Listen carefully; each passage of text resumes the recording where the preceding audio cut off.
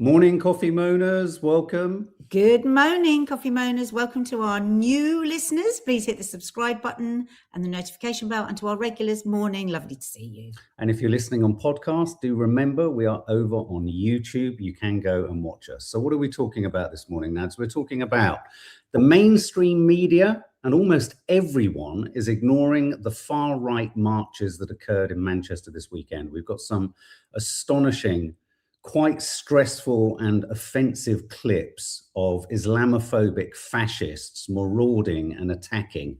And wow, I don't think there were as many arrests as there have been of Palestine Action members. Yeah, even though there was some very anti-Semitic behaviour too, so very odd. Again, that weird collision of far-right anti-Semitism, Islamophobia. Anyway, so we're going to be talking about that. We're going to be talking about the Mexico Cartel Uprising, dramatic footage coming out of America. It's like a movie. I didn't think it was a real thing. Allegedly, the president of Mexico has been evacuated to a Navy ship. I have some possible, not theories, but I've got a few questions I want to ask about that. It's mind exercises. Mind exercises. The Andrew, I can't be bothered to call him Andrew Mountbatten. Prince Andrew, the search continues. And I just want to ask someone else or everyone else in this live whether what I heard on the radio this morning has anyone else heard regarding the nature of the search of Prince Andrew's accommodations. Stick around for that. And finally, although it might not be the last thing we do, the BAFTAs, some wonderful news. I was heart-warmed and it was just astonishing. Great wins for Sinners, for I Swear, for Jessie Buckley. And yet it's become embroiled in not only the N-word horror, and we're not going to say the word, but this is the N-word, as said by the real life person that I Swear, a film about Tourette's, was based on. There's both the saying of the N-word, there's that moment. There's also the way in which the BBC have gone about dealing with the uploaded version of the BAFTAs and whether they've done anything about the N-word and what they did about another part of the proceedings. So the BBC, I think, has a lot to answer for this morning, infinitely more, I would argue, than necessarily the person with Tourette's who said the N-word. So, wow, yes. What a brilliant show. Yeah, lots. We've got lots and lots of clips. Mark, I'm just looking underneath here. There are so many clips that Mark's pulled together. And these are only half of them because most of the clips on there are from the riots in Manchester. So just briefly before we head on, how are you, Nads? Oh, I'm fine, darling. Yeah, how was your weekend? My weekend. Did you have a nice weekend? I had such a lovely weekend because I had lovely Lisa, who so many of you know and love. And we're going to actually be doing some more stuff for the channel again because she's got a bit more time now because she's one of the... Sorry, I missed that. I wasn't listening. Which bit? Lisa. Oh, good. Yeah. Because unfortunately for Lisa, she was one of the hundreds of people that were made redundant at ITV. I mean, she's got her other jobs, but she hasn't got that. So she's got more time. So we're going to do some more stuff for you on the channel because I know how you love her. And my lovely friend Simone, who's also a makeup artist, and Dina, and we transformed this place into a Bavarian restaurant.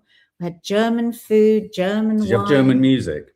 I did want to find some German music, but it's a bit pom pom pom. I was a bit pom pom pom. Yeah. And then they all stayed. We had a sleepover. Mark was a very good fella and went out and left us to it, and then came back. Well, I went live with the members, didn't I? And then was charming and lovely when he came back.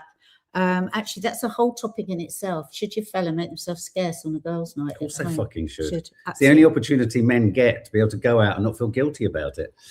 Crafty Ape is in the room. Hi, Crafty Ape. So nice to see you. I have Tourette's, but unfortunately have no idea about the BAFTAs, and I'm also an idiot, so I'm not qualified to comment. Oh, that's a nice comment. And, You're already commenting. You're in. We'll fill you in a minute. And Reese... Morning, Mark and Nadia. Happy birthday. Yes, I hope you had a lovely weekend, Reese. Currently in a live YouTube chat and video of black presenters who discuss the news every day, and there's a huge, complicated discussion around the BAFTA fiasco. Very challenging. Well, yes. Do tell us more later. Yeah, do absolutely. So we give you permission to absolutely be elsewhere. You're not an idiot, Crafty Ape. Thank you very much. So there's an awful lot of news. It's a real mixed smorgasbord of stuff. I'm going to start with the one that I kind of have least detail on, and that's Andrew Mountbatten Windsor.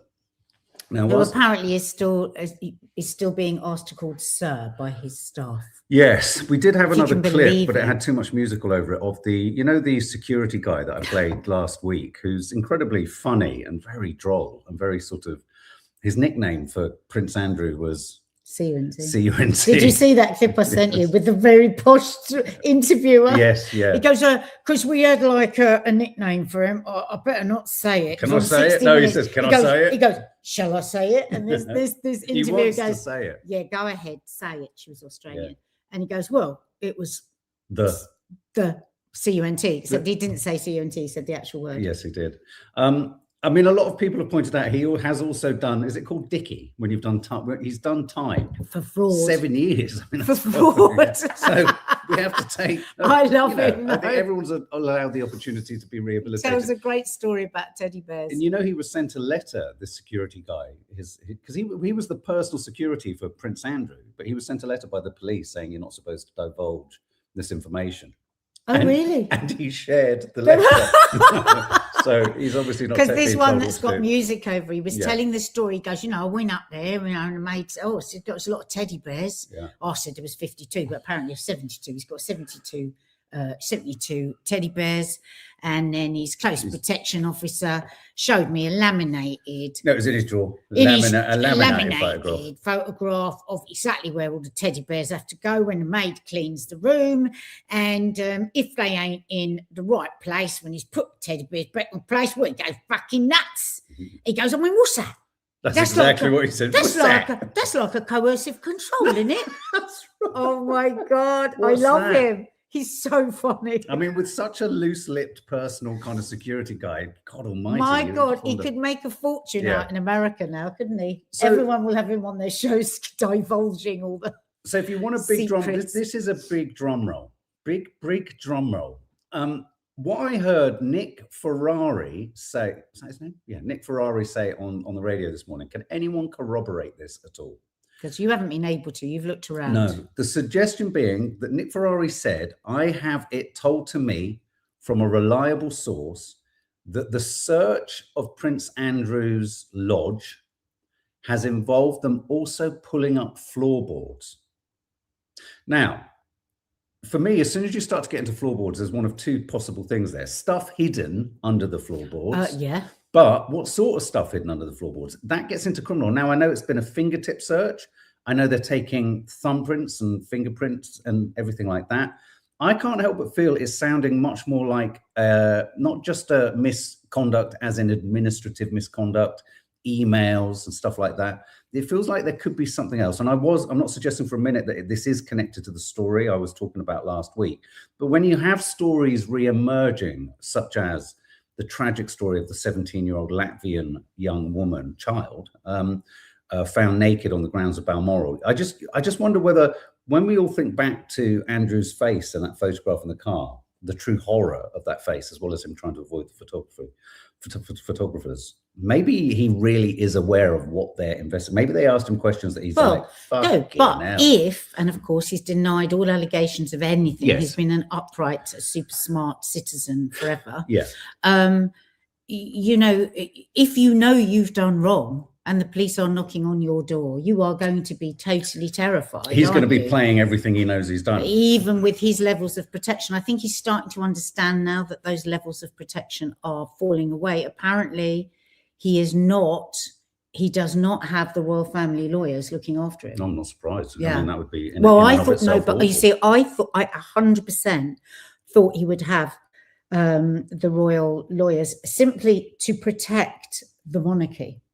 MeTube is seeking to calm me down. Under floorboard searches and the loft is not unusual when it's looking for things like storage. I mean, if it's a fingerprint, if it's a fingertip search, that means they're going to look at absolutely everything. And they could, like you say, they could be looking for hard drives, soft drives, all those sorts of things. Well, I mean, the thing is, they don't know what they're looking for until they find it, do they? So they're going to look everywhere. I think they've got a strong idea. But I mean, they've been in there now for days. I mean, this is quite extensive, guys. But have you seen the size of these bloody houses they live in? The lodge. I thought he was moaning about it being too small. Or was that somewhere else? The Swiss place that he was supposed to be selling to pay his mummy and brother back for the 12 million they had to give Virginia Giuffre. I went and had a look at it. Oh my God. What, you flew out there? The like Cash Patel. Photos. Like Cash Patel on an FBI jet. Like, Jesus Christ, how these people live.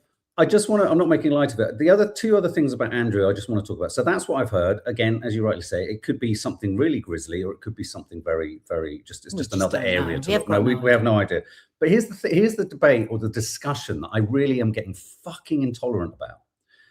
His lineage to the throne. For me, this is such a distraction. Oh, when it's going to have to go through Parliament.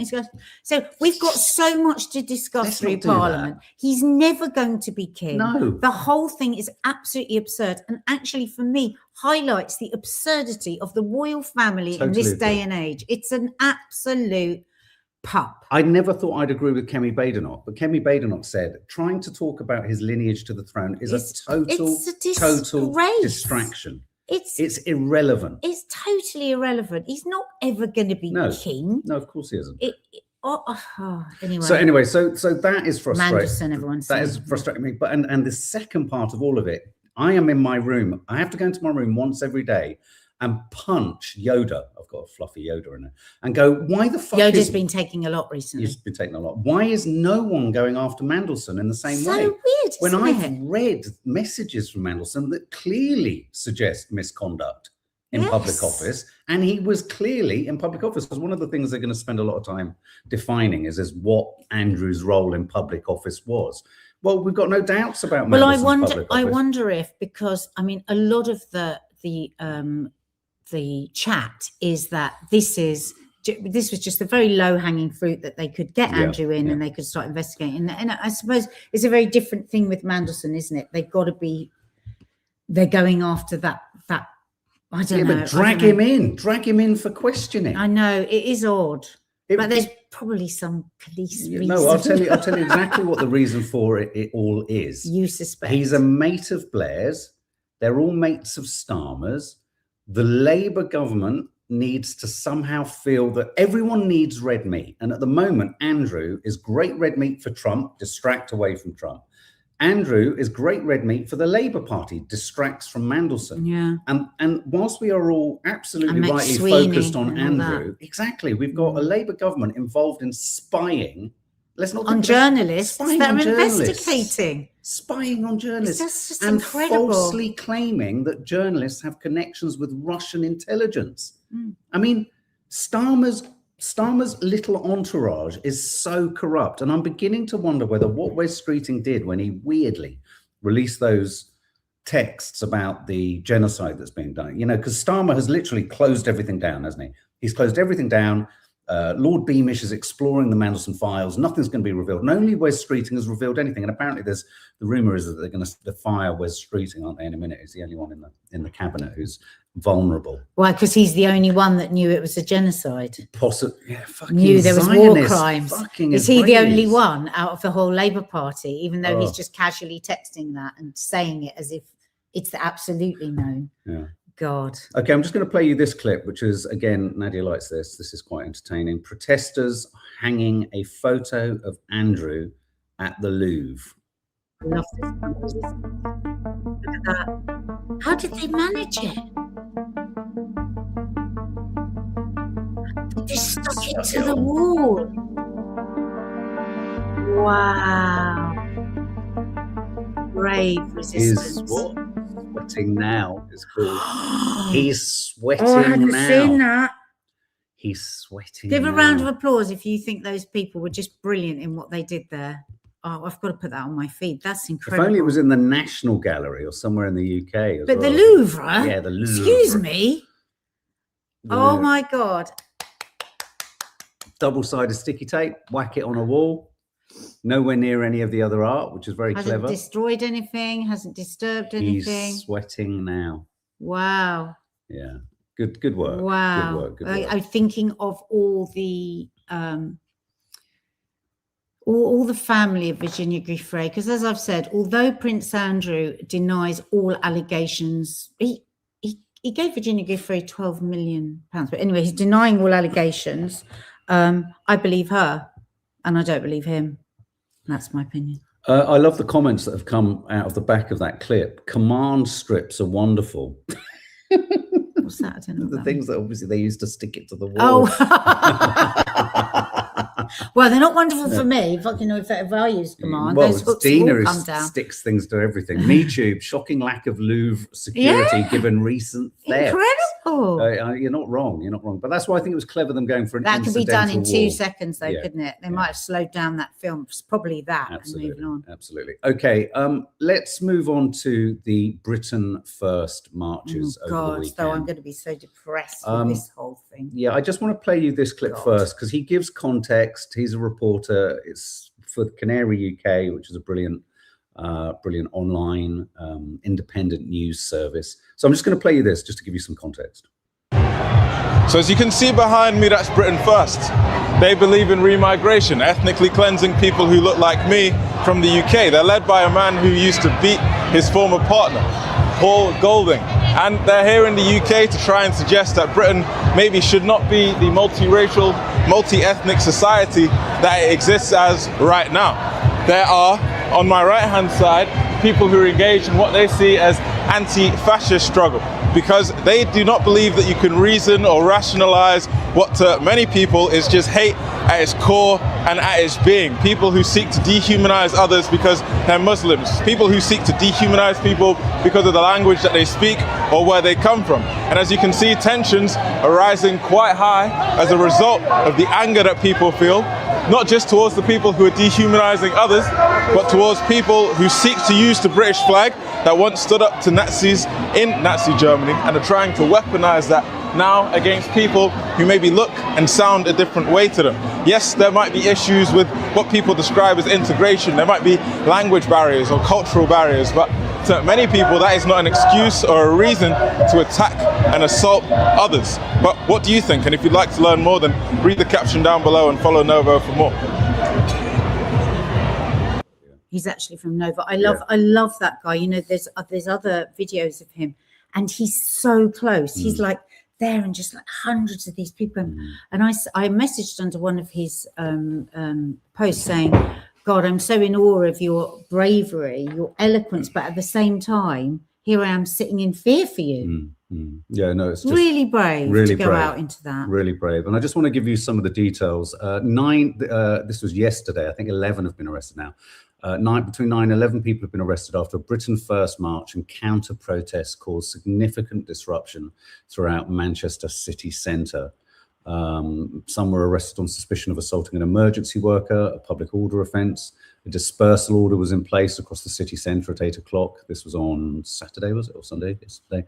Assistant Chief Constable Rick Jackson said police had to bring in 50 extra officers as well as mounted police. Now, the part of this story that's really got under my skin, and I think it's the same for you, Nads, is if you had anyone, and you don't, at any of the peaceful Free Palestine marches, if you had anyone marching and demonstrating and shouting the same sort of abuse about Jewish people,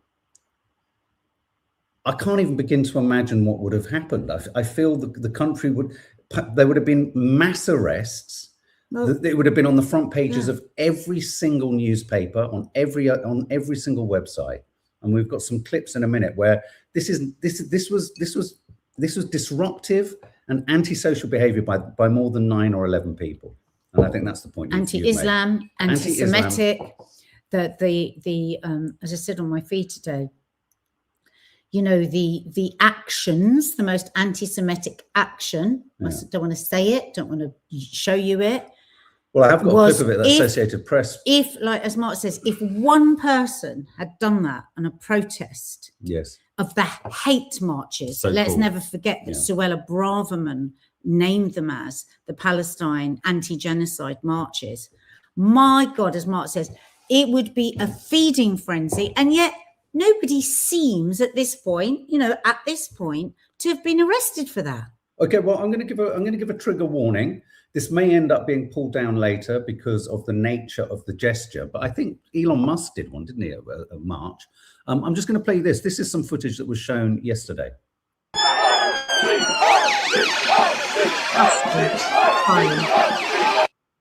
So that's Associated Press showing a crowd. For those of you listening on podcasts, that's a crowd doing the Sieg Heil arm, Hitler arm salute. But your point is absolutely spot on. The way in which Sawalha and Badenoch and everyone have characterized the peace marches, they've made the vast majority of people, I'd have thought, who are anti it without knowing anything. Perhaps there are people there doing Zeke Heil salutes, but no, there absolutely aren't. They'd be arrested. And if there if there had been not only arrested, I think there would be no marches would be allowed again. How has this been allowed to happen? I just don't know. How are they going to cover this? What answers have you got, guys? Well, no it's one's so asking. confused. You've got Tommy Robinson and the likes saying that they are pro-Israel, that they are Zionists, that they are, and yet those very people that are following can go out onto the street and do something like this.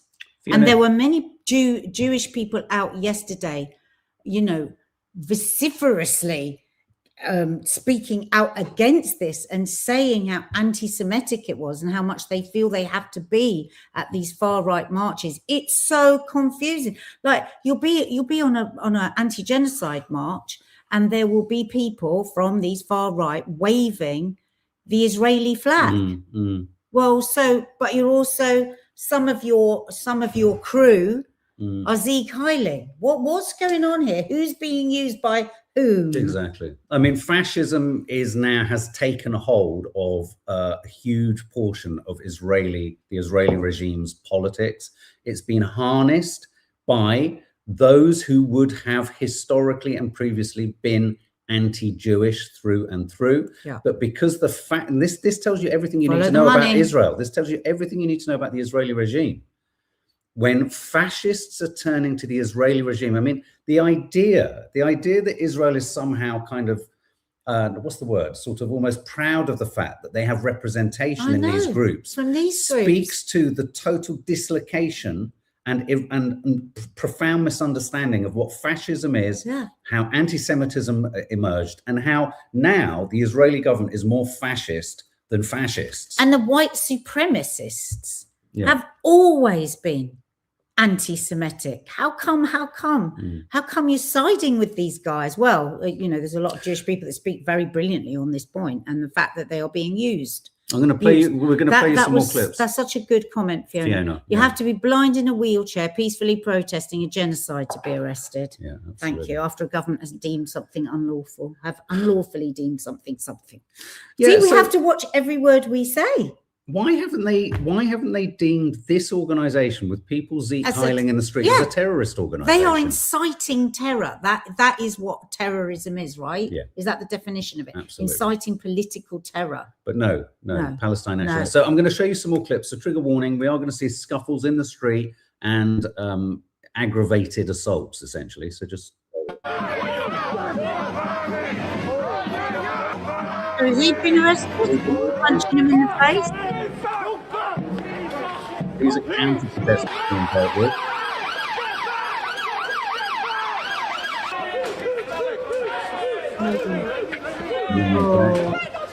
Oh.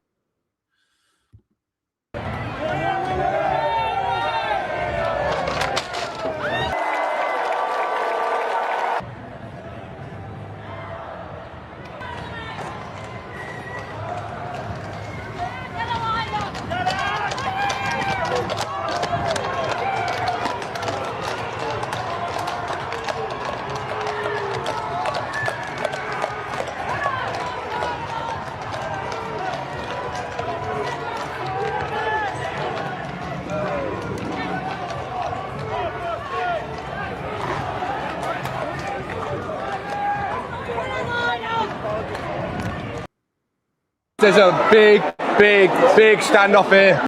So this guy is one of the Britain First protesters. He's one of the far right marchers.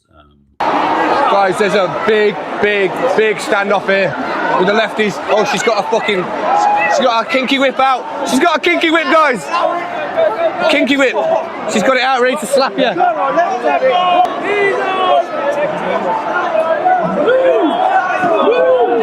Fuck off. What are they doing? What the fuck?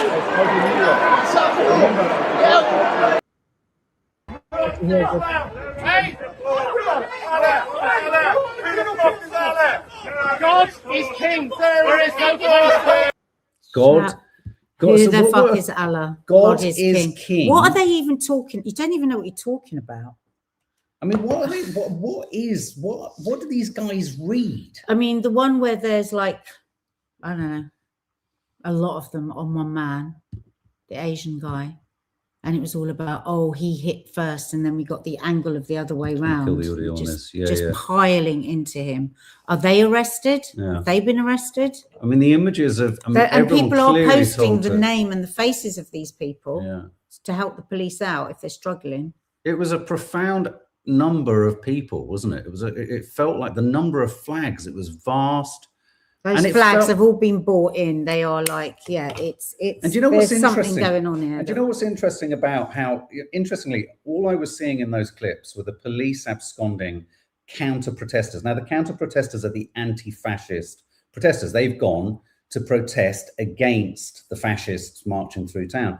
And it felt like the police were far, far more sort of severe with them.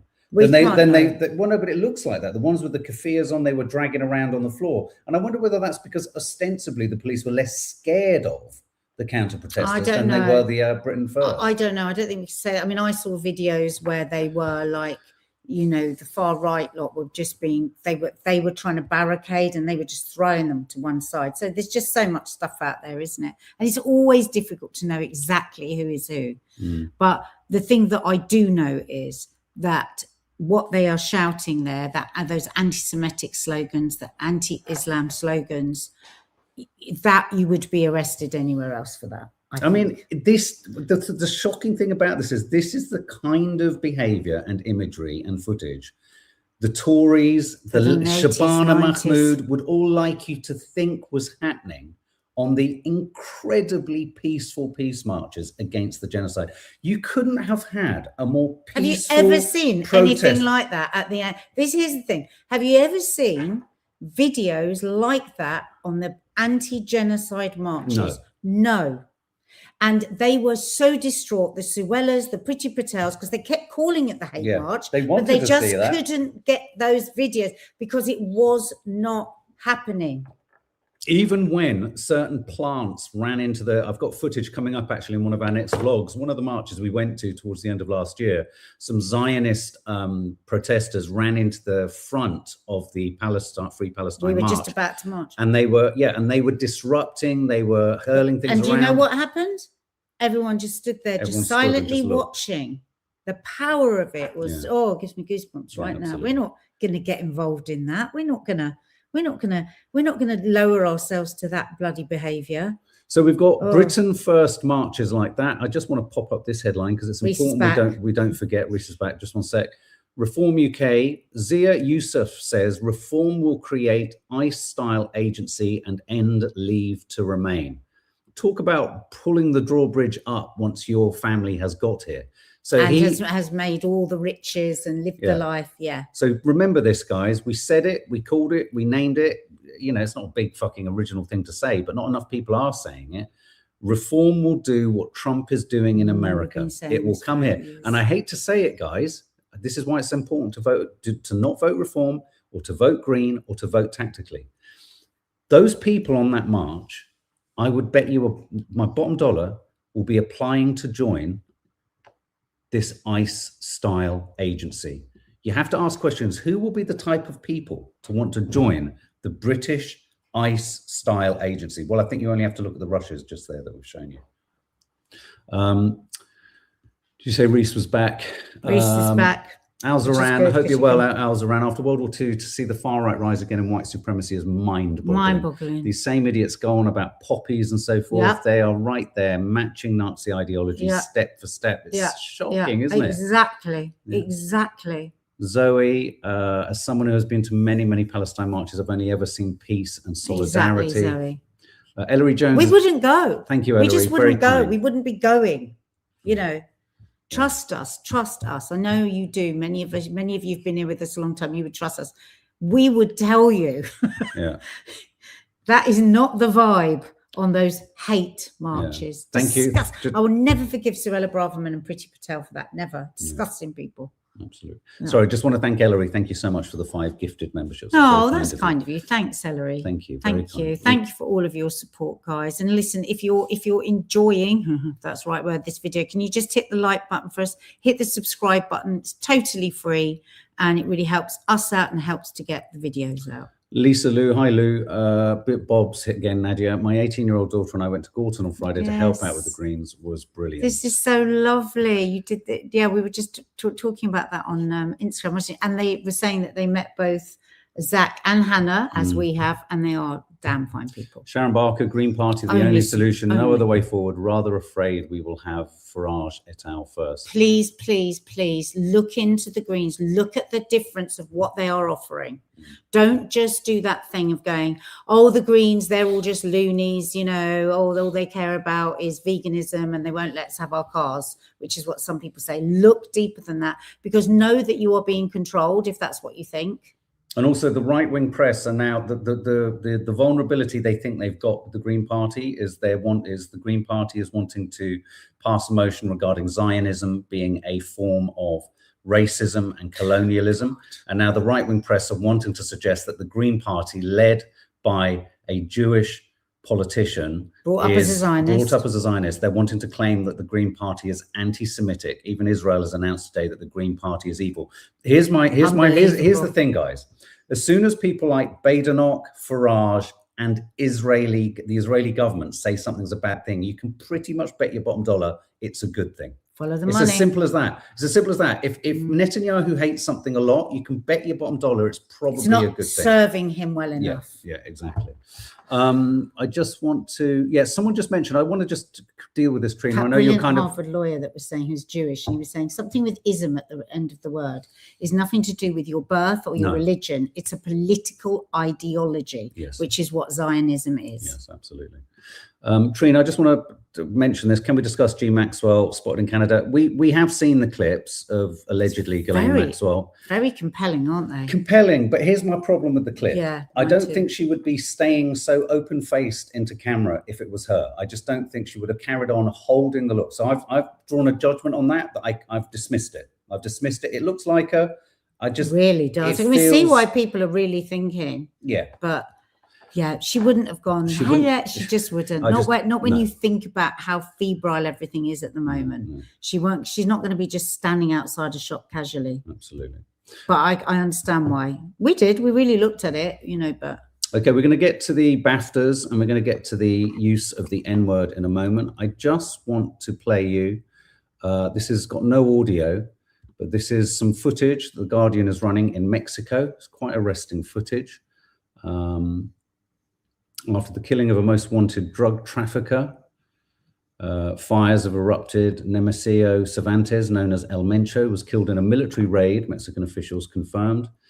The killing has caused an immediate outbreak of disorder across the region. He ruled with torched cars and gunmen blocking highways in more than half a dozen states. It's absolutely petrifying when you see the videos of people running for the airport, supermarkets set on fire. It's just like a rage has been unleashed. Yeah, and this is basically payback by the cartel against. I just want to also play this footage here.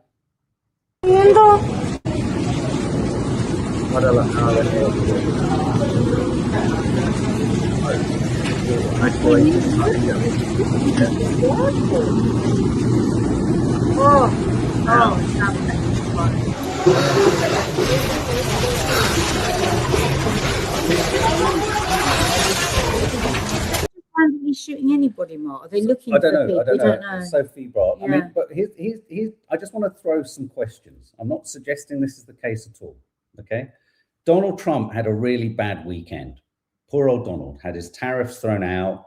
He's scrabbling around, which is a really big deal. The tariffs thing is a massive. I mean, it's a massive cornerstone of Trumponomics. He's tied his hands behind his back, and apparently, Mark, his idea for what he's going to do can only last 150 days. Exactly. So he's got 150 days. So he's in a mess. So I'm not suggesting we have absolutely no rationale for connecting these dots. There's nothing even suggesting these dots to be connected. Though I just want to posit or throw up some speculative thoughts. is there any coincidence that we have this sort of strange filibustering going on with America and Iran, where I genuinely feel America just isn't able to deal with Iran, or certainly Israel isn't able to deal with the payback that they will get from an American assault? Because they're low on they're low on munitions, they're low on ammunition. Because they're still pulverizing the Gazans with it. So they have to go slow there. Then you've got Trump gets his tariff fucking laws thrown back at him and thrown into the dustbin. And then suddenly, curiously, across the border, we have the taking out of a senior cartel guy and civil unrest on quite a vast scale, on a scale large enough to mean that allegedly the Mexican president, prime minister, the head of Mexico, she has been evacuated to a Navy ship. I just would like to know. She's also really stood up to Trump in the past, hasn't she? She played hardball back with him. She has. And having watched things like Narcos, having seen that film, Secret Agent, I just wonder sometimes whether could the CIA be involved in anything that's going on in Mexico at the moment in an attempt to, like they've done in Iran. I mean, let's not forget Pompeo and Mossad admitted they have operatives on the ground, CIA, Mossad operatives in Iran sowing discontent and fanning the flames of unrest. Maybe the same thing could be happening in Mexico. So just keep your eye on that. We have no evidence to prove this whatsoever, other than we know that Trump has an expansionist policy. He's done what he did to Venezuela. Cuba at the moment is on the verge of starvation. The crisis in Cuba is so extreme, what the Americans are doing, and no one is even covering it. No. It's so bad. The families are going with one meal a day in Cuba. It's so bad. Why? Because he's completely prevented them from getting any oil from Venezuela. He's besieging Cuba. Oh my He's besieged God. Cuba. Cuba is in a terrible mess. I wouldn't be at all surprised if the CIA... I've been to Cuba years ago. Such lovely people. Oh my God. I wouldn't be at all surprised if we find out, or perhaps this story, nothing seems to happen in a void anymore. That's all I'm saying. But there's loads more clips, guys, that we just can't online. play. But just have a look. It really is so shocking. Yeah. So do check that out. Okay. So we're moving to the BAFTAs. Let's just sort of deal with it was a great night for sinners. It was a great night for British talent and Irish talent. Jessie Buckley won. We've had all sorts of victories, but I was particularly excited about Robert Aramayo winning 2 BAFTAs, one for Best Newcomer and one for his role in I Swear, which is the film about the real life story of, I forget his name, the guy who kind of became a sort of figurehead and spokesperson for Tourette's. It's a brilliant film. Tonight. Robert Aramayo is fantastic. He's just been in a play at the Royal Court in town. He was unbelievably good. Yeah. He was great. I was like, my God, I love this actor. I'm going to watch everything he does now. Absolutely. And but unfortunately, the person that he was playing in the film, let me just find his name. So John Davidson. Unfortunately, John Davidson, during the awards, whilst Michael B. Jordan and Delroy Lindo were on stage, he shouted the N-word, as a consequence of his Tourette syndrome. Now, the clip we're going to play you, we've bleeped out the N-word out of respect, and also to demonstrate something the BBC didn't do. So the N-word is bleeped out. It's come from Danny fucking Price's Instagram account. So it has him kind of giving us some context to it. And he tells us something that's quite shocking. So you've got the live broadcast of the BAFTAs that went out, or as live as it could be. And then you have the edited down version that the BBC then has sitting on the BBC iPlayer, which you can now go and see. And, well, Danny fucking Price explains it. He's so good. Follow him. Delroy and I are delighted to be presenting the first BAFTA of the night for a vital part of movie making. Right, let's keep this as quick as possible. What you heard there was British man John Davidson saying the N-word during the BAFTAs. As most of you all know, John Davidson has Tourette's, hence the reason he was at the BAFTAs, due to the film that was based on him, I Swear, being nominated and winning awards at the ceremony. But I'm not here to talk about his Tourette's. I'm here to talk about the BBC, because the BAFTAs isn't broadcast live. However, for some reason, nobody at the BBC thought it was appropriate to not broadcast him saying the N-word, while there were literally 2 black people on the stage presenting an award. So you mean to tell me that even right now, while racism is at an all-time high, when we see discrimination in America, in the UK, and all over the fucking fucking world against black and brown people, the BBC thought it was appropriate to air that word. Yeah, that's fucked. But you know what the BBC did choose to not broadcast? The end of this speech where Akinola Davis Jr. said, "Free Palestine." To the economic migrant, the conflict migrant, those under occupation, dictatorship, persecution, and those experiencing genocide, you matter, your stories matter more than ever. Your dreams are an act of resistance. To those watching at home, archive your loved ones, archive your stories, yesterday, today, and forever. For Nigeria, for London, the Congo, Sudan, Free Palestine. Thank you. And let me remind you, this is the same BBC that has occasionally censored Free Palestine in the past. Why is you always trying to make it number one? It's a must. This ain't changing me, I still have the same beliefs. I can scream Free Palestine. Die for my pride, still pray for peace. But the same BBC that received thousands of complaints after they broadcast the N-word twice in the space of 1 week. Yes, sense about why. That's the fucking video. Please follow Danny fucking Bryce. He's so good. We didn't know at that point until we saw his post that they'd taken out the Free Palestine one. Now, this has got Bob Dylan echoes, hasn't it? Do you remember how the whole world went crazy for weeks, America and here and every paper, because why didn't the BBC remove it from the live? Is there going to be the same outrage across the mainstream media this time? Exactly. I mean, I doubt it. I just want to read, Reese has just come from the other live that you were on. People during the chat I was brought up, there has been a few times in BBC's history where the N-word has been broadcast without censorship or the desire to safeguard black people, so it's not new.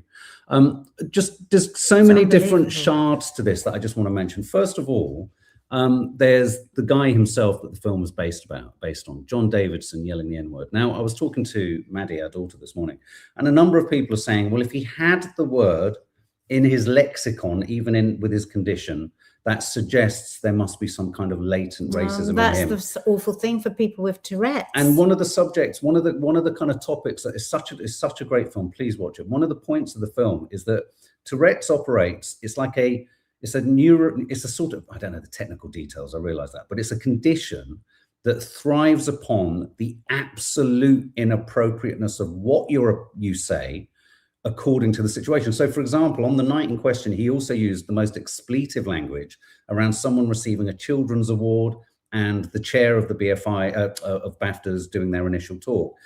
It's like whatever the worst thing you could say is to that person. So, for example, in the film, there's a moment where Richard Aramayo plays him talking to a woman, and most of his abuse is sexual. Though he hasn't. I feel so sorry for him because he can't help it. Yeah, and the reason the condition in him goes to the most inappropriate is that's the condition.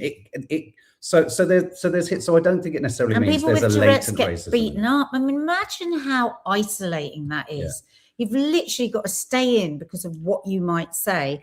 And it's like, like when people say, when you're drunk, anything you say, you really mean it. It's not true. No. And it's kind of like that, isn't it? He must have been thinking that. He must have been. And the only reason I'm leading this way into it is that was the original thing to happen to cause the offense. I'm not prioritizing Tourette's above the N. Then the N-word being said, is a completely different situation in terms of the BBC then allowing it to be aired. I know that Alan Cummings gave a sort of an apology and an explanation of why it was said, how it was said.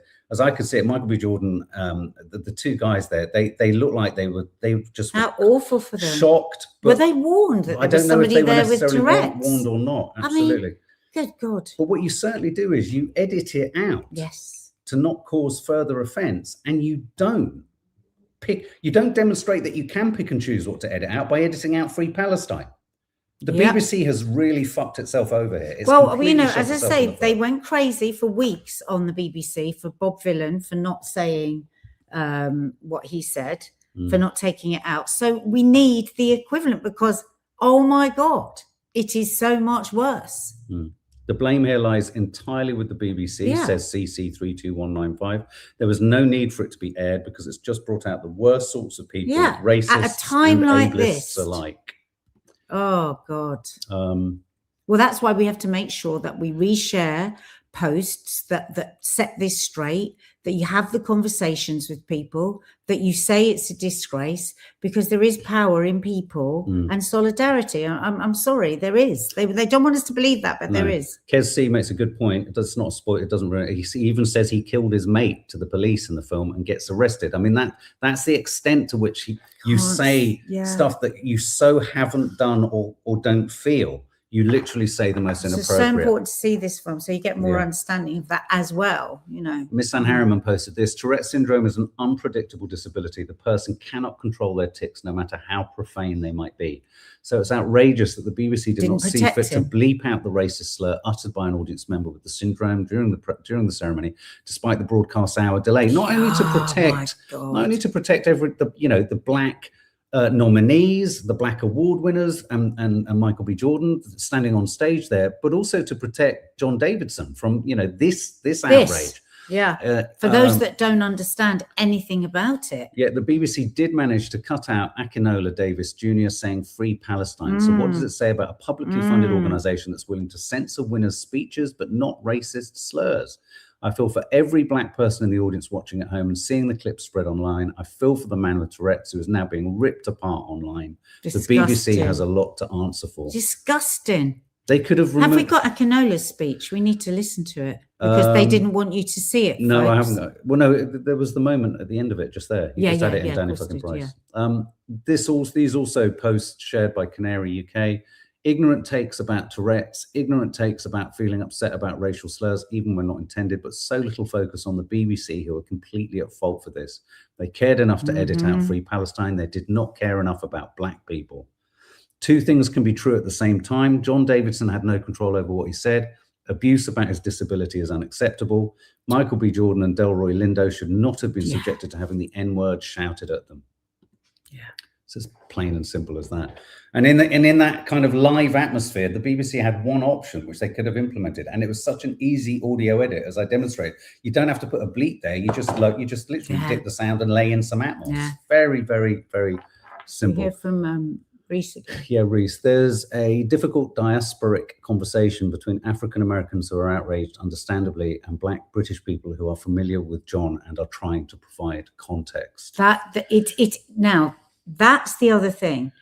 Thank you for that, because I was thinking, are the BBC going to say to edit him out is to edit out his disability? Maybe there is that school of thought to play devil's advocate. Could it be that? When the BAFTAs have awarded the film, could it be seen as, could it be seen as ableist to take it out? Yeah. I mean, I thought Delroy Lindo and Michael B. Johnson didn't almost bat an eyelid, really. In a sense, I mean, I know Michael B. Jordan could have warned. That they could have been warned, maybe. Micho, I guess a counter argument is even though it's an offensive word, they're not racist, but their brain is just picking words to express a thought. They only know the words because of the rest of the world. Is this Laura Nolan? Well, can we just read Laura Nolan? Laura Nolan. There's also a lot of people with Tourette's who post videos online, but it's become a joke or a laughing stock. And to me, that completely destroys what the Tourette's community has been fighting for. I mean, here's another argument in defense of John. More often than not, Tourette's socially is about saying what the person's brain and person knows is the most inappropriate thing to say. God, what a strange condition, isn't it? At the moment that he says it, the fact that he said it, he knows it's wrong. Otherwise, he wouldn't be saying it. That's baked into him. Isn't it awful? It's spilling out of him. Is his brain knowing it's in the box category of wrong? Not, it's a word. We all know the word, unfortunately, because like you're rightly saying, imagine, how to have sympathy for it is, imagine your subconscious constantly spits out. Now, I'm in no way comparing this to Tourette's, in no way at all. But sometimes, like when and we've all done this, when you just like overshare or you just say something that you absolutely shouldn't say in totally the wrong situation, how mortified you are, how you go home and you tell yourself, like, how did I say that? Oh my God, what did I say? Imagine zero control over that. Yeah, you're right. I mean, no one without Tourette's would have that issue with the N-word unless you were a racist. But imagine, almost the very fact that it came out of his mouth tells us that he knows it's wrong. Because the condition reaches to the wrong thing to say. I think that would be a really important thing for everyone around this to say about, because, because he wasn't being racist. No. It is quite complex, this, because I can imagine somebody at the BBC saying, we edit him out, we're editing out we're being ableist. The very condition, and we're ableist. Because, in the film, it doesn't ruin it. In the film, he famously calls the Queen a sea the C word when he wins his OBE or his prize. I mean, this is not something, you know, so it's against the Queen, it's against his dead friends. He's, you know, we've all said things we don't mean. So it makes me feel sick for poor John Kessie. The beatings he had taken in the past through no fault, the BBC could be responsible for further harm to this man. And like Zoe says, we need to put our outrage to actual racists like the bastards on the marches. Exactly. You know? Do you get it? Okay, on that, just on a more sort of upbeat note, I do want to play this clip without diminishing the importance and the seriousness of what all the implications of that sort of moment have. The moment Robert Aramayo won, for me, is one of the most life-affirming responses to a prize. Let's not forget, Robert Aramayo, a film that we've reviewed. Please check out my review. I reviewed it ages ago. I loved it when I saw it. I said this is gonna cause surprises in terms of the performances. He was up against Timothée Chalamet, who is excellent in Marty Supreme. Incredible. He was up against Leonardo DiCaprio, who is excellent. What a night. So check this out. BAFTA goes to Robert Aramayo from I Swear. Oh my God.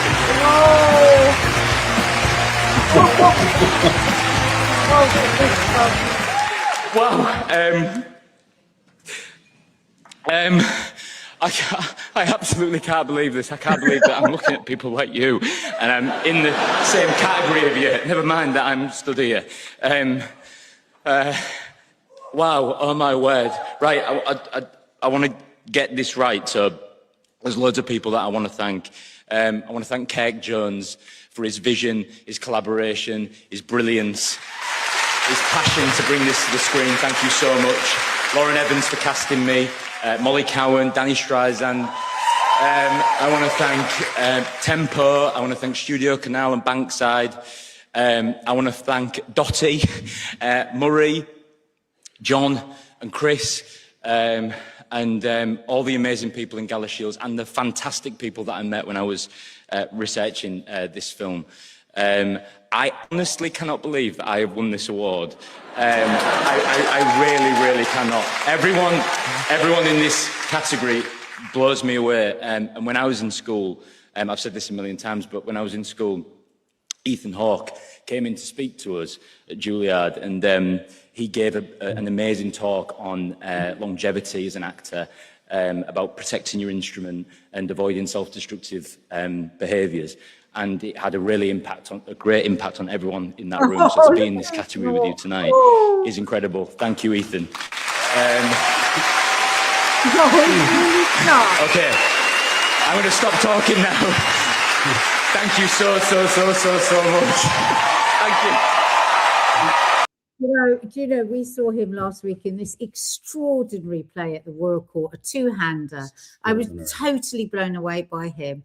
And then our daughter went to see it on Saturday, and the actress hadn't been able to make it.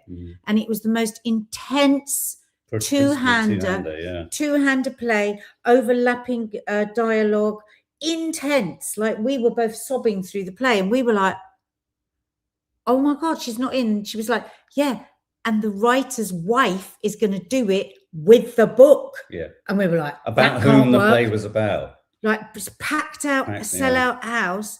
They had to wait an hour and a half, didn't they? Well, this wonderful actor, and her, like had a practice. And our daughter said she was sobbing in it. It was so brilliant. She goes, and he was so incredible with this actress. Oh my God, I feel so emotional. Can I just say on Ethan? He's a lot younger than he looks as well. He's very young. And also Ethan Hawke muttered, Reese says, that's better than winning, because he was also up for nomination, which it just makes it. I just want to share really. Juilliard's a very posh school. Yeah, no, he won a scholarship because he was so good at it was he was sent there. He won it. He was that good. He's from Barnsley, I think, isn't he?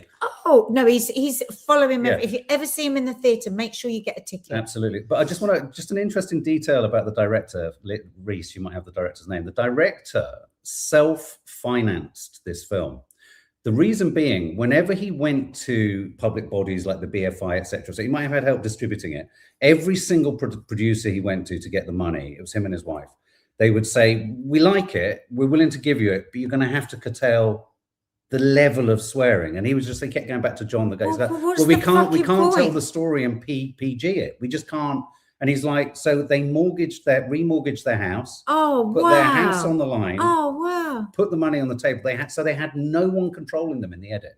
And I have to say that's what makes it all the better film, because they just go for it. God, that it's belief. Kirk Jones, thank you. That belief. Yeah. Well, beautiful, brilliant. I am so happy for that filmmaking. win. I am so happy for that win. He was born in Hull. Sorry, yeah. And he was at the Hull. What was the Hull theatre group that you hung out with for a while? Hull Truck. No. Yeah, he was with them.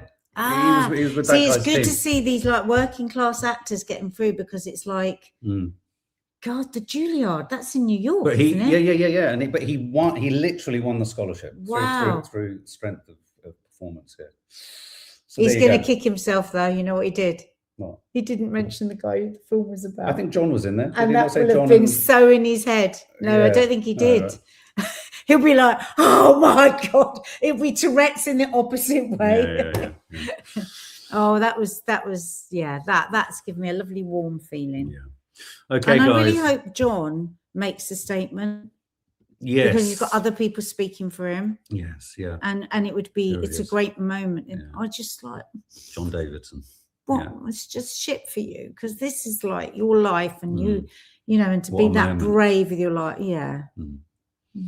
Okay, guys. Well, there you go. Thank you for all of your comments. Thank you for all of your thoughts. Thanks for all of your information. And please hit the subscribe button and the like button if you liked it, and the notification bell so you know when we're live. we've got lots of film reviews are heading your way. Seen lots of films this weekend. Take care, guys. Bye.